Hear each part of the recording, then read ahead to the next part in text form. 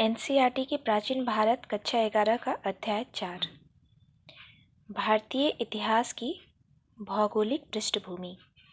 प्राचीन काल में इस समूचे भूभाग को भारतवर्ष अथवा हिंदुस्तान के नाम से जाना जाता था। हिंदुस्तान शब्द की उत्पत्ति सिंधु नदी के नाम से हुई, जिसका उच्चारण पाश्चात्य लोगों द्वारा हिंदू अथवा इंदु के रूप में किया जाता है। इंडिया शब्द की उत्पत्ति इसी से हुई है। हमारे संविधान में इसे इंडिया अर्थात भारत कहा गया है। भारतीय उपमहाद्वीप प्राकृतिक सीमाओं वाला एक सुनिर्धारित एवं सुपरिभाषित भूभाग है। इस समय इस क्षेत्र में 6 देश स्थित हैं: अफगानिस्तान, पाकिस्तान, नेपाल, भारत, भूटान और बांग्लादेश।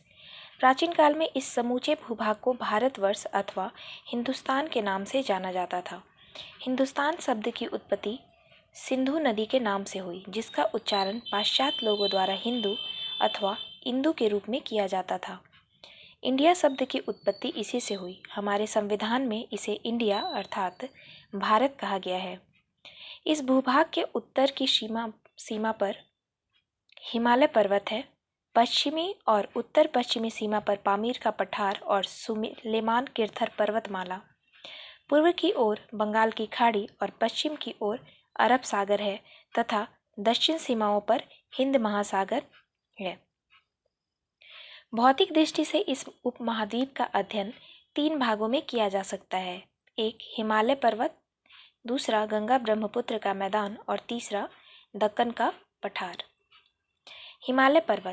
हिमालय पर्वत पश्चिम में अफगानिस्तान से लेकर पूर्व में म्यांमार तक फैला है।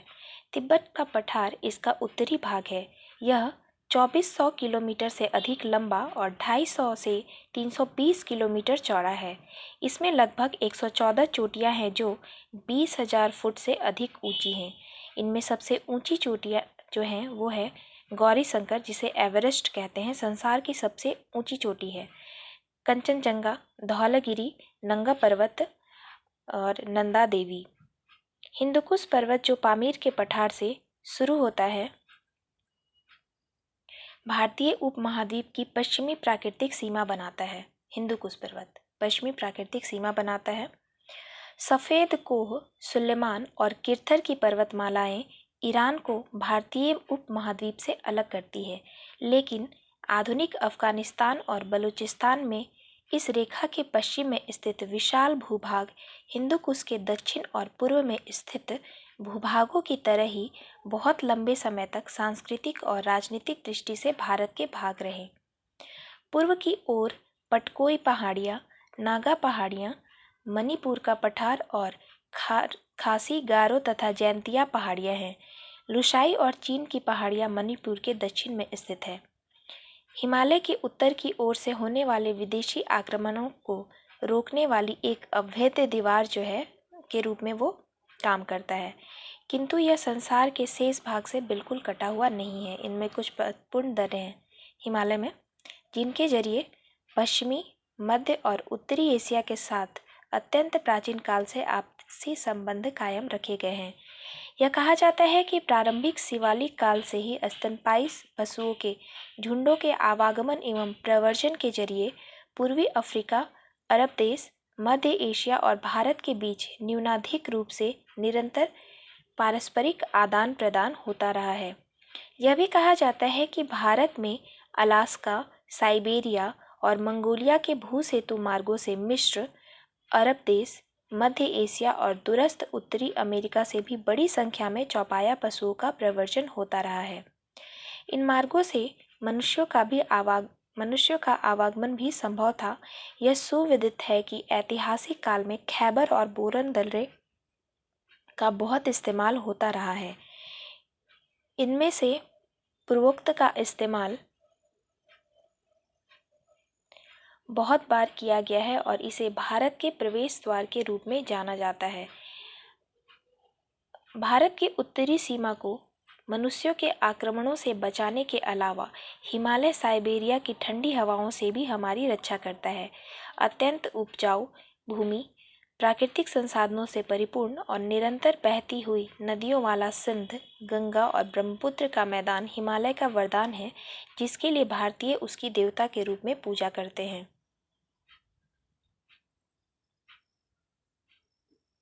यह भारत का प्राकृतिक मानचित्र है, जिसमें हम यहाँ पे देख सकते हैं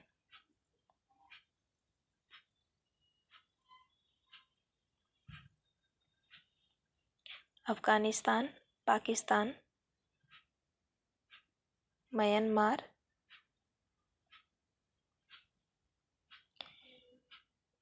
यह है सुलेमान पर्वत श्रृंखला, यहाँ सिंधु का मैदान, थार मरुभूमि, विंध्य श्रृंखला, नर्मदा नदी, महानदी, गोदावरी, दक्कन, कृष्णा नदी, पश्चिमी घाट, पूर्वी घाट, कावेरी नदी, ये मालाबार का तट, यहाँ कोरोमंडल का तट, यहाँ बांग्लादेश, ब्रह्मपुत्र नदी क्षेत्र, ये गंगा यमुना नदी क्षेत्र, यहाँ पे चाइना, यहाँ पे तिब्बत का पठार।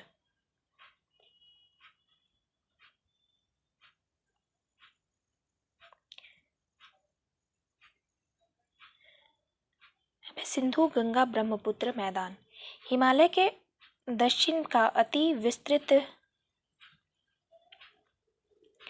हिमालय के दक्षिण भाग में भारत का अति विस्तृत मैदान है, जिसकी लंबाई 3200 किलोमीटर से अधिक और चौड़ाई 240 से 320 किलोमीटर तक है। यह हिमालय से नीचे आने वाली सैकड़ों नदी सरिताओं द्वारा हिमालय से बहकर लाई गई अत्यंत उपजाऊ मिट्टी से बना है। हिमालय से निकलने वाली नदियों की 3 महान प्रणालियां हैं, जो इस विशाल मैदान को वर्ष भर निरंतर जल प्रदान करती है। ये हैं सिंधु, गंगा और ब्रह्मपुत्र। किंतु इस मैदान में यमुना नदी के पश्चिम और सिंधु नदी के पूर्व में स्थित एक काफ़ी बड़े भूभाग में आजकल कोई जल प्रणाली नहीं है। इस भूभाग में हरियाणा, पंजाब और राजस्थान राज्य शामिल हैं। अब यह प्रमाणित हो चुका है कि प्राचीन काल में वहाँ पे सरस्वती नदी और उसकी सहायक नदियाँ इस क्षेत्र में बहती थी। सिंध नदी तिब्बत के पठार के कैलाश मानसरोवर क्षेत्र से निकलती है। पश्चिम और उत्तर पश्चिम की ओर कराकोरम पर्वत श्रृंखला के बीच लगभग 1300 किलोमीटर तक बहती है। तब इसमें गिलगिट नदी आकर मिल जाती है। फिर सिंधु नदी दक्षिण की ओर मुड़ती है और मैदानों में पहुंच जाती है, जहां से इसमें 5 नदियां शामिल होकर पंचनद देश अथवा पंजाब का निर्माण करती है। पूर्व से पश्चिम तक सिंध की ये जो 5 सहायक नदियां हैं वो हैं सतलज, सतुद्री, व्यास जिसे पुराना नाम है विपासा, रावी पुराना नाम परुष्णी, चिनाव पुराना नाम अस्किनी और झेलम जिसका प्राचीन नाम है वितस्ता। सबसे प्रथम उल्लिखित नदी सतुद्री कभी सरस्वती नदी की सहायक नदी थी, जो अब लुप्त हो गई है, लेकिन फिर सतलज ने अपना मार्ग बदल लिया है। गंगा हिमालय से निकलने के बाद हरिद्वार के मैदानी भागों में पहुंचती है और उत्तरांचल, उत्तर प्रदेश, बिहार और बंगाल राज्यों से गुजरकर बंगाल की खाड़ी में जा मिलती है। इसके पश्चिम में यमुना नदी बहती है, यह भी हिमालय से निकलती है। यमुना और गंगा का इलाहाबाद में संगम होने से पहले विंध्य पर्वत से निकलने वाली कुछ नदियां जैसे चंबल, बेतवा, केन नदियां यमुना में मिल जाती हैं। विंध्य की ओर एक और महान नदी सोन बिहार में पटना के निकट गंगा में जा मिलती है। हिमालय की ओर से गोमती, सरयू, गंडक, कोसी उत्तर प्रदेश और बिहार राज्यों में गंगा नदी से मिल जाती हैं। अपने अंतिम छोर पर पहुंचकर गंगा कई धाराओं में बटकर बंगाल की खाड़ी में जा गिरती है। मुख्य धारा को भागीरथी अथवा हुगली कहा जाता है, जिसके किनारों पर मुर्शिदाबाद, हुगली और कोलकाता नगर स्थित है। गंगा के सबसे पूर्वी मुख को पद्मा कहा जाता है। महान ब्रह्मपुत्र नदी जो कैलाश में स्थित है, मानसरोवर झील के पूर्वी भाग से निकलती है। तिब्बत के पठार पर सांगपो के नाम से बहती है।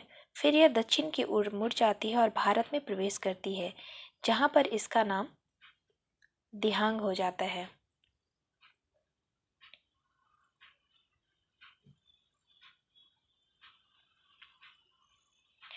बाद में दिहांग और लुहित नदियाँ आपस में मिल जाती हैं और उन्हें ब्रह्मपुत्र अथवा लौहित्य कहा जाता है। असम और बंगाल में से बहती हुई यह गंगा के अंतिम पूर्वी मुहाने अर्थात पद्मा के साथ मिल जाती है, लेकिन बंगाल की खाड़ी में गिरने से पहले एक अन्य बड़ी नदी मेघना इसमें मिल जाती है। इस प्रकार जो डेल्टा बनता है वह बंगाल का एक सबसे अधिक उपजाऊ भाग है और उसे सुंदरबन का डेल्टा कहा जाता है। दक्षिण पठार और मध्य भारत।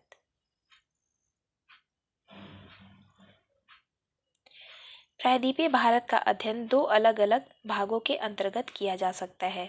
विंध्य और सतपुड़ा की पर्वत श्रृंखलाएं पूरब से पश्चिम की ओर एक दूसरे के समानांतर फैली हैं। इन दोनों के बीच नर्मदा नदी बहती है जो अरब सागर की ओर जाती है। पश्चिम की ओर बहने वाली एक अन्य नदी ताप्ती है जो सतपुड़ा के कुछ दक्षिण की ओर स्थित है। प्रायद्वीप की अन्य सभी नदियां पश्चिम से पूर्व की ओर बहती हैं और बंगाल की खाड़ी में जा गिरती हैं, जिससे यह संकेत मिलता है कि यह पठार पूर्व की ओर झुका हुआ है। पठार का उत्तरी भाग, जिसे विंध्य सतपुड़ा पर्वतमाला द्वारा अलग किया जाता है, मध्य भारत का पठार कहलाता है, जबकि दक्षिणी भाग को दक्कन का पठार कहा जाता है। मध्य भारत का पठार। मध्य भारत का पठार पश्चिम में गुजरात से लेकर पूर्व में छोटा नागपुर तक फैला है। भारत का विशाल मरुस्थल, जिसे थार का रेगिस्तान कहा जाता है, अरावली पर्वतमाला के उत्तर में स्थित है। इसके दक्षिण में विंध्य पर्वत है जो नर्मदा की ओर अर्थात दक्षिण की ओर से सहसा ऊंचा उठ जाता है। वह उत्तर में ढलान के रूप में है। मालवा का पठार बुंदेलखंड और बघेलखंड की उच्चतम भूमि टेबल लैंड इसके भाग है। इसके परिणाम स्वरूप इस ओर की सारी नदियां उत्तर अथवा उत्तर पूर्व की ओर बहती हैं और यमुना तथा गंगा में आ मिलती हैं।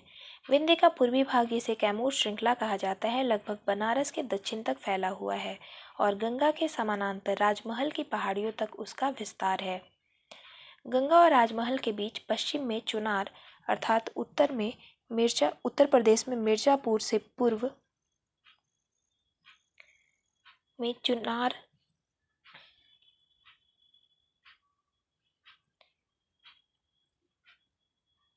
उत्तर प्रदेश में मिर्जापुर से पूर्व में तेलियागढ़ी के पास एक संकरा मार्ग है। यही महापथ पश्चिमी और पूर्वी भारत को आपस में मिलाता है। सैनिक दृष्टिकोण से इसके सामरिक महत्व को पूरी तरह से समझा गया था, इसलिए पूर्व में रोहतास और चुनार के पहाड़ी दुर्गों तथा पश्चिम में कालिंजर और ग्वालियर के दुर्गों का निर्माण किया गया था। कहा जाता है कि शाहाबाद और तेलियागढ़ी के दर्रे, जो एक दूसरे से सिर्फ 5 किलोमीटर की दूरी पर स्थित हैं, बंगाल के प्रवेश द्वार के रूप में काम आते थे। पठार और थार मरुस्थल के पश्चिम की ओर गुजरात की उपजाऊ निम्न भूमि स्थित है, जिसमें कई कम ऊंची पहाड़ियां हैं, जिसकी सिंचाई माही, साबरमती द्वारा और नर्मदा तथा ताप्ती की निचली शाखाओं द्वारा होती है। काठियावाड़ प्रायद्वीप और कच्छ का रण दलदल वाला क्षेत्र है जो गर्मियों में सूखा रहता है। दक्कन का पठार। जैसा कि हमने पहले पढ़ा है कि दक्कन की पठार की सतह पश्चिम की से पूर्व की ओर ढालू है। पश्चिम की ओर खड़ी चट्टानों की श्रृंखला है जो उत्तर की ओर जाती है और इसके तथा समुद्र के बीच एक संकरी मैदानी पट्टी है। इस श्रृंखला को पश्चिमी घाट कहा जाता है, जिनकी ऊंचाई 3000 फुट तक है। यह पठार दक्षिण में मैसूर क्षेत्र में लगभग 2000 फुट जो है वो ऊंचा है और हैदराबाद में इसकी ऊंचाई इसके लगभग आधे के बराबर है। पूर्वी घाटों में, जिनमें कम ऊंचाई वाली पहाड़ियों के समूह शामिल हैं, कई खाली स्थान हैं जिनसे होकर बहुत सी प्रायद्वीपीय नदियां बंगाल की खाड़ी में जा मिलती हैं। दक्षिण की ओर जाने वाली पहाड़ियां, जो समुद्र से धीरे धीरे दूर होती जाती हैं, पश्चिम में नीलगिरी के पास पश्चिमी घाटों के साथ मिल जाती हैं। पूर्वी घाट और समुद्र के बीच का मैदान पश्चिमी घाट के मैदान से अधिक चौड़ा है।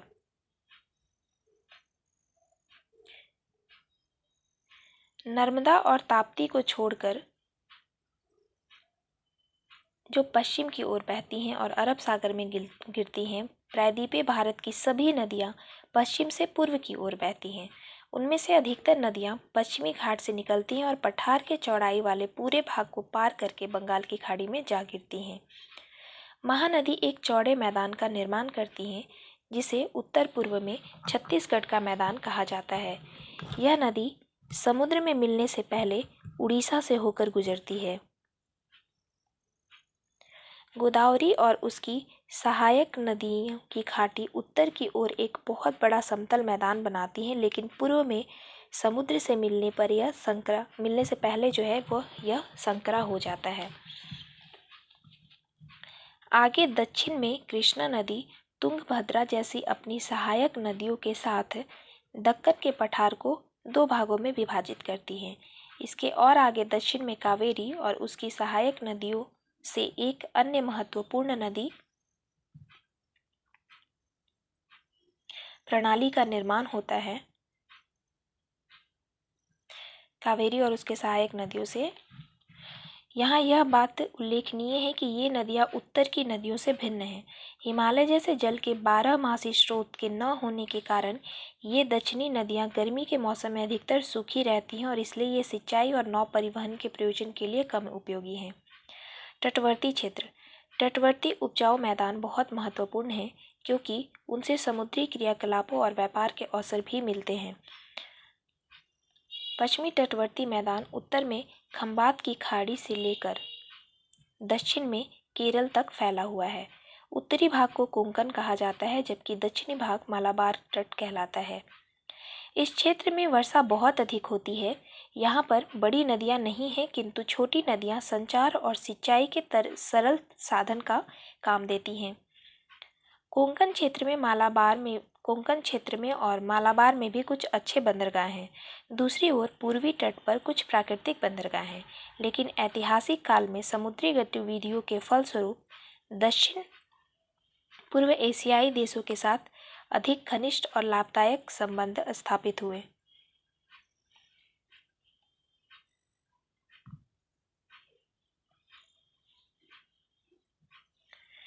प्रायद्वीपीय के दक्षिणी छोर को केप कोमोरिन अथवा कन्याकुमारी अंतद्वीप कहा जाता है।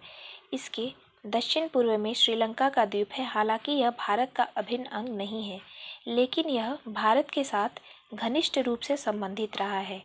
यह छोटे छोटे द्वीपों, मूंगे की चट्टानों और छिछले जल की एक श्रृंखला के द्वारा भारत से जुड़ा है, जिसे आदम पूल के नाम से जाना जाता है।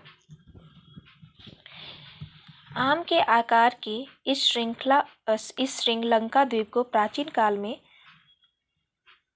ताम्रपर्णी के नाम से जाना जाता है, जो संस्कृत के ताम्रपर्णी शब्द का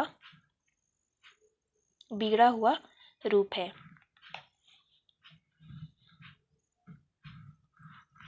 संस्कृत शब्द ताम्रपर्णी का अर्थ है तांबूल अथवा पान के पत्ते के आकार वाला। इसे सिंहल द्वीप के नाम से भी जाना जाता था।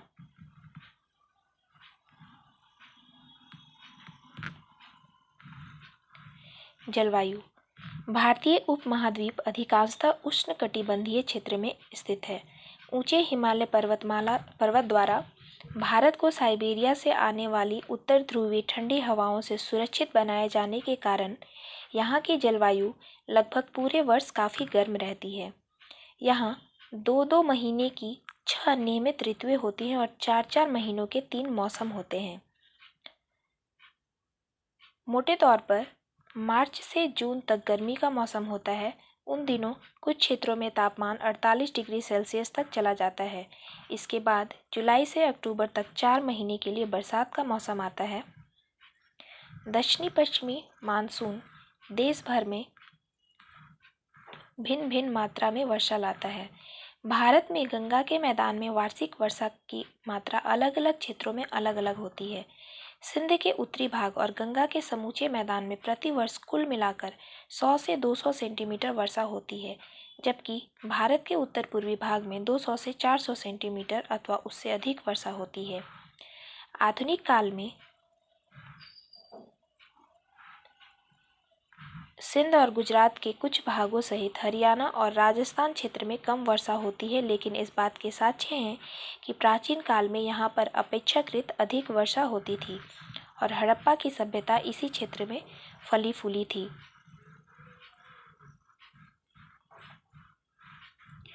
भारत के एक काफ़ी बड़े भाग में दक्षिण पश्चिम मानसून वर्षा लाता है, जो खरीफ फसलों के लिए सबसे अधिक महत्वपूर्ण है।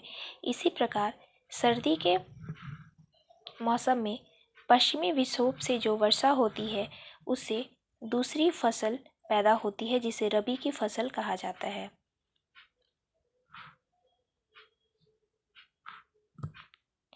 चावल की खेती गंगा और ब्रह्मपुत्र के मैदानों में और पूर्वी तट पर तमिलनाडु तक की जाती है।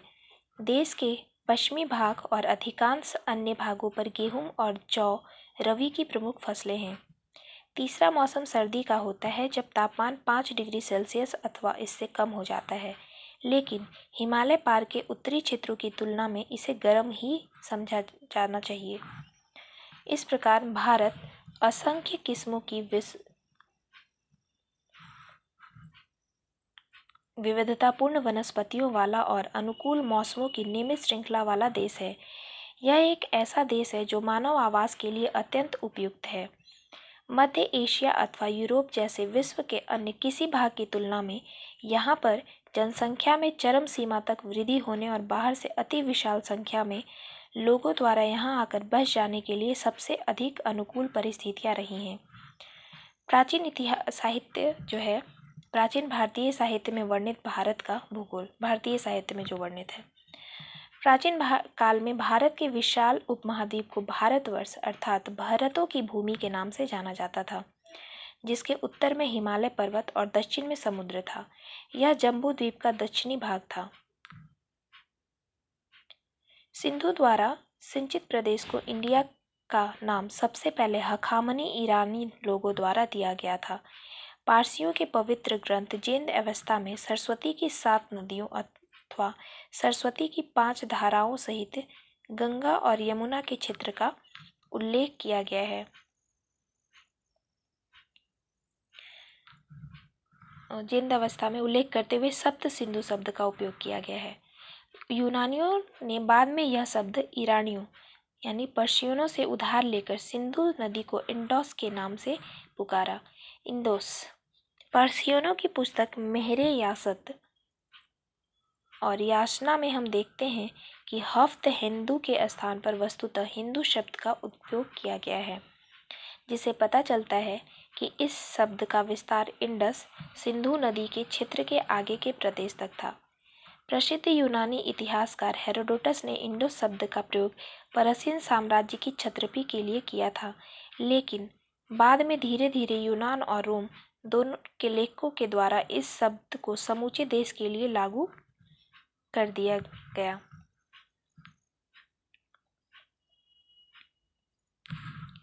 ईसा की प्रथम शताब्दी में चीन में बौद्ध धर्म का प्रवेश होने पर चीनियों ने भारत के लिए तिएनचू अथवा चुआंतू शब्द का प्रयोग किया,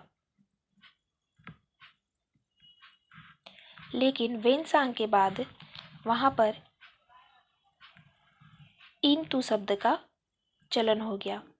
फारसी में हिंदू, यूनानी में इंडोस, हिब्रू में होड्डू, लैटिन में इंडस और चीन में तिएनचू ने ये सब भी शब्द सिंधु शब्द के बिगड़े हुए रूप हैं। इस प्रकार भारत के वंशज भारतीय अथवा हिंदुओं के नाम से जाने जाने लगे। इत्सिंग कहता है कि हिंदू नाम का प्रयोग केवल उत्तरी जनजातियों द्वारा किया जाता है और स्वयं भारत के लोग इसे नहीं जानते। एक प्रदेश के रूप में भारत का प्रथम सुनिश्चित उल्लेख पाणिनि की रचना अष्टाध्यायी में पाया जाता है। पाणिनि का समय 6ठी शताब्दी ईसा पूर्व माना जाता है। तब भारत का नाम जनपद कंबोज से मगध तक विनिर्दिष्ट 22 जनपदों में से एक जनपद था। ये सभी जनपद उत्तरी भारत में थे। बाद में बौद्धिक साहित्य में प्राचीन सप्त सिंधु के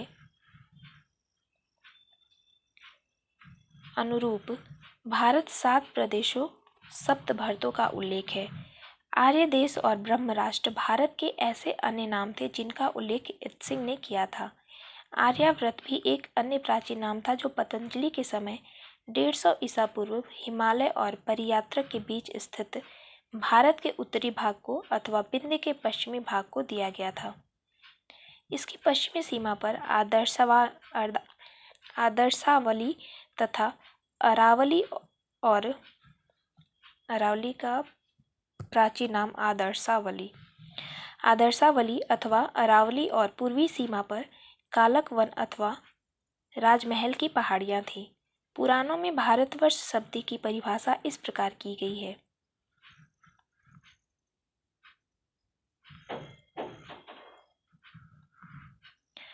वह देश जो समुद्र अर्थात हिंद महासागर के उत्तर में और बर्फीले पर्वतों हिमालय के दक्षिण में स्थित है, जहाँ पर 7 मुख्य पर्वत श्रृंखलाएं हैं अर्थात महेंद्र, मलय, सह्य, सुक्तिमत, ऋच्छ, गोंडवाना के पहाड़, विंध्य और परियात्र, अरावली तक पश्चिमी विंध्य पर्वत श्रेणियाँ, जहाँ भरत के वंशज रहते हैं और जिसके पूर्व में किरात और पश्चिम में यवन, आयोनियन अथवा यूनानी रहते हैं और इसके अपने लोग ब्राह्मण, क्षत्रिय, वैश्य और शूद्र अर्थात हिंदू हैं।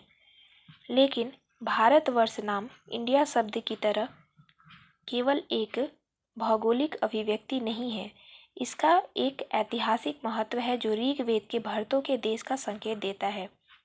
यह उनके प्रेम और सेवा की गंभीर भावनाओं का प्रतीक है, जैसा कि उनके साहित्य में अभिव्यक्त किया गया है। हिंदुओं की नित्य प्रति की साधारण प्रार्थना में एक हिंदू से यह अपेक्षा की जाती है कि वह अपनी मातृभूमि की छवि का स्मरण उन 7 पवित्र नदियों गंगा, यमुना, गोदावरी, सरस्वती, नर्मदा, सिंधु और कावेरी के देश के रूप में करे, जिसके अंतर्गत उनका सारा क्षेत्र शामिल है, और उसकी पूजा करे।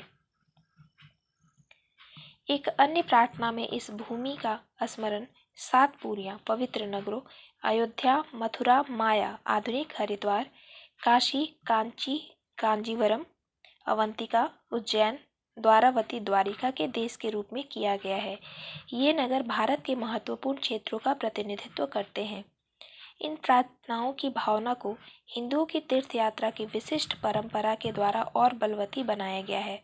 इस परंपरा के अनुसार प्रत्येक हिंदू से यह अपेक्षा की जाती है कि वह अपने जीवन काल में अपनी धार्मिक आस्था से संबंधित पवित्र स्थलों या तीर्थों के दर्शन करे। हिंदुओं के प्रत्येक प्रमुख धार्मिक संप्रदाय जैसे वैष्णव, शिव अथवा शैव अथवा शाक्य और अन्य संप्रदायों के तीर्थों की अपनी सूचियां हैं।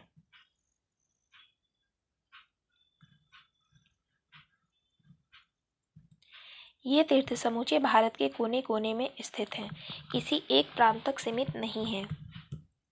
सारे संप्रदाय एक मत से अपने अपने अनुयायियों से आग्रह करते हैं कि भारत के दूर दूर स्थानों पर स्थित अपने विभिन्न तीर्थ स्थलों की यात्रा करें। इस प्रकार उनमें अपनी सबकी मातृभूमि के बारे में जीवंत भावना उत्पन्न होती है। शंकराचार्य ने इसी भावना से प्रेरित होकर देश के 4 छोरों पर 4 मठ स्थापित किए।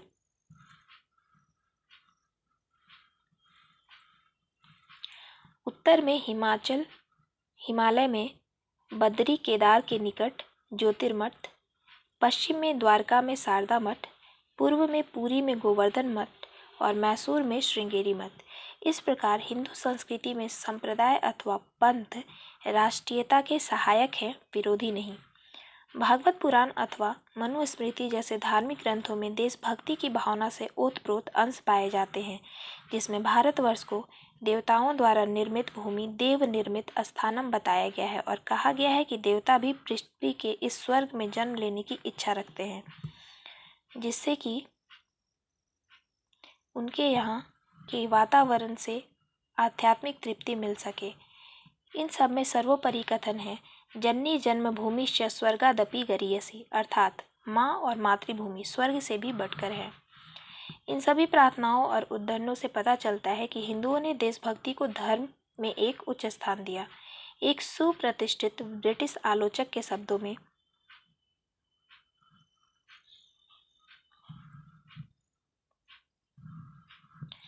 हिंदू भारत को न केवल एक राजनीतिक इकाई, स्वाभाविक रूप से प्रभुसत्ता की एक वस्तु मानता है, चाहे वह प्रभुसत्ता किसी की भी, चाहे अंग्रेजों, मुसलमानों या हिंदुओं की हो, बल्कि मातृदेवी के मंदिर की तरह अपनी संस्कृति का मूर्त रूप समझता है। उसने भारत को अपनी संस्कृति का प्रतीक बना लिया है। उसने इसमें अपनी आत्मा को, स्वयं अपने आप को आत्मसात कर दिया है। उसकी चेतना में यह देश उसका अपना ही वृहत्तर रूप है। किंतु धर्म के अलावा प्राचीन हिंदुओं के राजनीतिक अनुभवों ने मातृभूमि की उनकी इस अवधारणा को बल प्रदान किया है। किसी देश की एकता को तभी आसानी से हृदयंगम किया जा सकता है यदि वह किसी एक ही राजनीतिक सत्ता के नियंत्रण में हो। प्राचीन हिंदू बहुत प्राचीन काल से ही इस आदर्श और प्रभुसत्ता की इस संस्था से सुपरिचित थे। एक राट, सम्राट, राजाधिराज अथवा सार्वभौम जैसे महत्वपूर्ण वैदिक सभ्यताओं और राजसूय, वाजपेय अथवा अश्वमेध जैसे वैदिक अनुष्ठानों से इस बात का संकेत मिलता है। ये जो यज्ञ है उस राजा के द्वारा किए जाते थे जो अपनी दिग्विजय द्वारा अपने आप को राजाधिराज बना लेता था। कुछ वैदिक रचनाओं के और उसके बाद की कुछ कृतियों जैसे महाभारत अथवा पुराणों में ऐसे महान राजाओं अथवा सम्राटों की सूचियां भी दी गई हैं। इन प्राग ऐतिहासिक सम्राटों के अलावा ऐतिहासिक काल में भी ऐसे सम्राट हुए हैं जैसे चंद्रगुप्त मौर्य,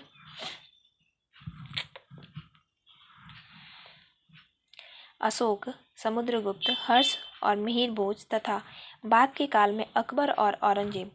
कुछ राजाओं ने अपनी परमोच्च प्रभुसत्ता की घोषणा स्वरूप अश्वमेध यज्ञ भी किए थे, जैसे पुष्यमित्र, समुद्रगुप्त, कुमारगुप्त प्रथम, आदित्यसेन और पुलकेशिन प्रथम। इस प्रकार परमोच्च प्रभुसत्ता की संस्था का भारत में लंबा इतिहास है।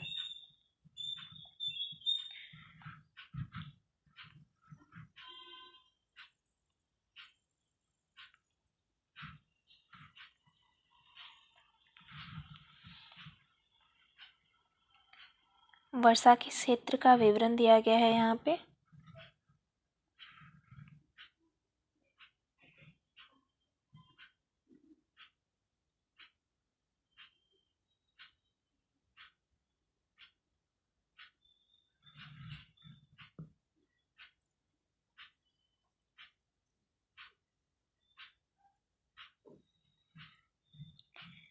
यह जो एरिया है यहाँ पे 15 सेंटीमीटर के आसपास बारिश होती है।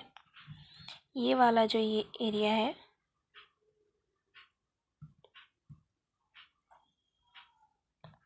यहाँ पर 50 सेंटीमीटर के आसपास बारिश होती है।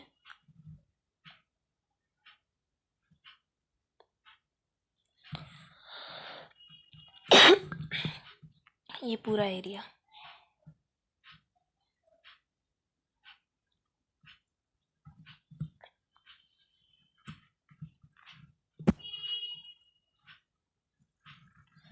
पंद्रह सेंटीमीटर,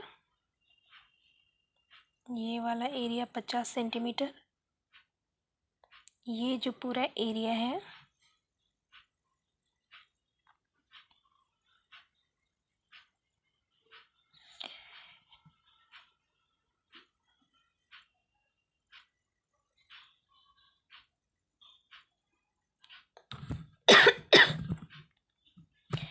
यहाँ पर 120 सेंटीमीटर के आसपास बारिश होती है। ये गंगा नदी क्षेत्र का जो एरिया है ये पूरा इधर से लेके यहाँ तक, यहाँ पे जो है वो 250 सेंटीमीटर के आसपास बारिश होती है। ये जो एरिया आप देख रहे हैं यहाँ पे 200 से 500 सेंटीमीटर तक बारिश होती है। इस म्यांमार वाले रीजन में भी जो है वो 120 सेंटीमीटर के आसपास बारिश होती है प्रतिवर्ष।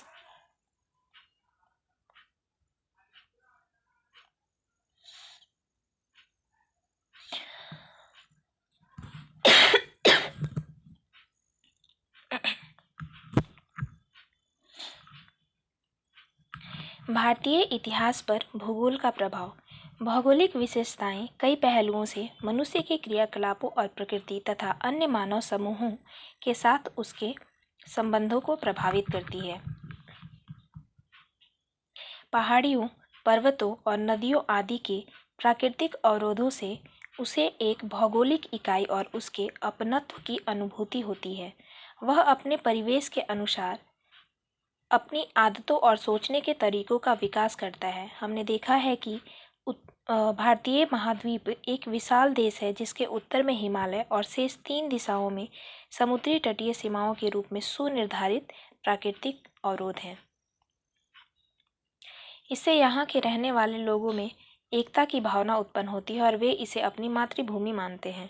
इसकी विशालता का अनुमान इसी बात से लगाया जा सकता है कि यदि पूरे यूरोप में से भूतपूर्व सोवियत संघ को निकाल दिया जाए तो शेष यूरोप लगभग भारत के बराबर होगा। यूरोप में अनेक राष्ट्र हैं जिनका अपना इतिहास है, अपनी परंपरा, भाषा आदि हैं। इसके विपरीत हालांकि भारत में भी हमेशा बहुत से राज्य रहे हैं, लेकिन उनकी सांस्कृतिक और सामाजिक ढांचा मोटे तौर पर हमेशा एक जैसा रहा है। संस्कृत स्थानीय भाषाओं के साथ साथ सबसे सम्मानित भाषा रही है। राज्यों का प्रशासन और शासन विधि पुस्तकों के आधार पर किया जाता था, जिन्हें धर्मशास्त्र कहा जाता है। उपासना स्थल और तीर्थ स्थान समूचे देश में बिखरे पड़े हैं। ये सांस्कृतिक बंधन भारतीयों में एकता और राष्ट्रीयता की भावना उत्पन्न करते हैं। इसके साथ साथ विशिष्ट क्षेत्रीय विविधताएं भी हैं। कई ऐसे क्षेत्र हैं जिनमें विशिष्ट क्षेत्रीय भावना और सांस्कृतिक विशेषताएं हैं। इन अलग अलग इकाइयों से विशाल राज्यों, साम्राज्यों का उदय हुआ और समय पाकर वे दुर्बल हो गए। उनका स्थान अन्य इकाइयों ने ले लिया। कुछ इतिहासकारों ने इसे परस्पर क्रिया प्रतिक्रिया करने वाली केंद्रीकरण और विकेंद्रीकरण की शक्तियों के रूप में परिभाषित किया। दूसरे शब्दों में एकीकरण और विघटन की शक्तियां हमेशा सक्रिय रही हैं, लेकिन यह कहना अधिक उपयुक्त होगा कि राज व्यवस्था की भारतीय पद्धति में विजय की चक्रवर्ती अवधारणा को स्वीकार किया गया था, जिसके अनुसार प्रत्येक राजा को समूचे देश का शासन करने की आकांक्षा करनी चाहिए। इस प्रकार साम्राज्यों का पतन होता रहा और फिर नए साम्राज्यों का उदय होता रहा, किंतु यह परंपरा जारी रही, यहाँ तक कि उत्तर पश्चिम के प्रारंभिक विजेता जैसे भारतीय, यूनानी, शक, पल्लव, कुषाणों आदि ने राज्यों और साम्राज्यों की स्थापना की, लेकिन वे राज्य व्यवस्था के भारतीय आदर्शों को अपनाने की अपनी तीव्र अभिलाषा को और भारतीय समाज की मुख्य धारा में स्वयं को सम्मिलित करने की अपनी इच्छा को प्रकट करने में कभी नहीं चुके। पूर्व काल में भी राजनीतिक उतार चढ़ाव के बावजूद इन क्षेत्रों ने अपनी अलग पहचान बनाए रखा। ऐसा प्रतीत होता है कि बहुत से अन्य राज्यों के साथ साथ उत्तर में कौशल, मगध, गौड़, वंग, अवंती, लाट और सौराठ, दक्षिण में कलिंग, आंध्र, महाराष्ट्र, कर्नाटक, चेर, चोल और पांड्य के प्राचीन राज्यों को शाश्वत जीवन प्राप्त था। साम्राज्यों का उत्थान और पतन होता रहा, वे बार बार एक दूसरे के साथ भिड़ते रहे, किंतु इन राज्यों ने विभिन्न नामों और विभिन्न राजवंशों के अंतर्गत इतिहास की लगभग संपूर्ण अवधि में अपना अलग अस्तित्व बनाए रखा। भारत के 3 ओर एक लंबी तटरेखा है। यहाँ रहने वाले लोग समुद्री गतिविधियों में निष्णात थे। उनके दोनों ओर के देशों के साथ व्यापारिक संबंध थे। दक्षिण में चोल राजवंश के अलावा अन्य किसी राजवंश ने समुद्र पार की किसी भूमि को जीतने की कभी कोशिश नहीं की, लेकिन यह कोई अस्थायी कोशिश नहीं थी। इसके विपरीत हम देखते हैं कि भारतीय ज्ञात संसार के बहुत से भागों में फैल गए थे, लेकिन दक्षिण पूर्वी एशिया में वियतनाम, इंडोनेशिया, कंबोडिया आदि देशों में उन्होंने अस्थायी सांस्कृतिक प्रभाव छोड़ा। ऐसा किसी राज्य के प्रयास से नहीं, अपितु व्यापारियों और राजकुमारों के व्यक्तिगत प्रयासों से हुआ था। यहाँ जान लेना चाहिए कि ये प्रयास यूरोपीय उपनिवेशवादी जो थे उनके प्रयासों से बिल्कुल भिन्न प्रकार के थे। भारतीयों ने कभी भी नरसंहार अथवा अत्याचारपूर्ण दमन की कोशिश नहीं की। उन्होंने विशाल राज्य स्थापित किए और उसी भूमि के भाग बन गए। उन्होंने उन्हें अपना धर्म और भूगोल प्रदान किया, लेकिन उनके धर्म और दर्शन को भी आत्मसात कर लिया। इस प्रकार निष्कर्ष के रूप में यह कहा जा सकता है कि भारतीयों की भौगोलिक विशेषताओं ने न केवल उनके इतिहास और इसकी संस्कृति को, बल्कि यहाँ के लोगों की मानसिकता और चिंतन को भी आकार दिया है। अभ्यास प्रश्न: अर्थ स्पष्ट करने हैं किसके? आर्यावर्त, पंचनदेश, रबी और खरीफ की फसलें। दूसरा प्रश्न है भारत की भौतिक विशेषताओं का विवेचन करें। तीसरा प्रश्न है भारत की जलवायु का वर्णन करें। चौथा प्रश्न, प्राचीन साहित्य में वर्णित भारत के भूगोल पर चर्चा करें। पांचवा, ये भौगोलिक विशेषताएं इतिहास को किस प्रकार प्रभावित करती हैं। भारत का मानचित्र तैयार करें और उसमें महत्वपूर्ण नदियों को दिखाएं। धन्यवाद।